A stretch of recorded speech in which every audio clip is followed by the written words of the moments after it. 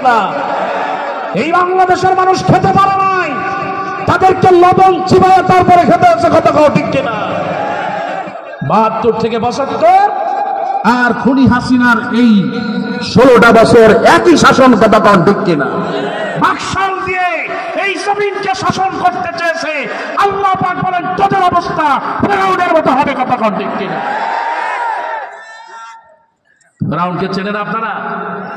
আপনি এক বোতলে ঢুকান ফেরাউনে, একটা বড় বোতলে ঢুকান কিংবা একটা গ্লাসের ভিতরে ঢুকান ফেরাউন, ওই একই বোতলের ভিতরে ঢুকান। ইব্রাহিম আলাইহিস সালামকে শাস্তি দিয়েছিল, তার নাম কি? নমরুদ। মনে আছে আপনাদের? হায় রে নমরুদ। 3 নম্বরে ঢুকান মুহাম্মদ সাল্লাল্লাহু আলাইহি ওয়াসাল্লামকে কষ্ট দিয়েছে, তার নাম কি? কয়টা হলো?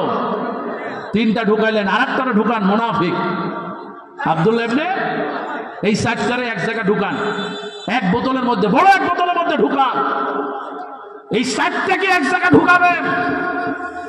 আর এই বাংলাদেশে 16টা বছর যিনি জুলুম করেছে, নির্যাতন করেছে, ফাঁসিবাদীকে, এই ডাইনিকে একটাই ঢুকাবেন, এই পেটটার চাইতে এই শয়তান, বিচ্ছ শয়তান, কথা ঠিক কি? এতে কোনো সন্দেহ আছে?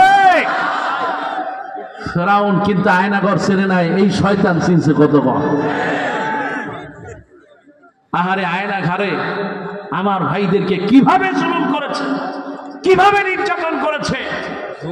শহীদ মীর কাসেম আলী রাহিমাহুল্লাহর কলিজার টুকরা সন্তান আরমান, আমার ভাই, খুব মহব্বত করতেন। আমরা মিশরে একসাথে পড়েছি। আমি যখন প্রথম, অনেক আগ থেকেই তাকে আমি মহব্বত করি, শহীদ মীর কাসেম আলী রাহিমাহুল্লাহ।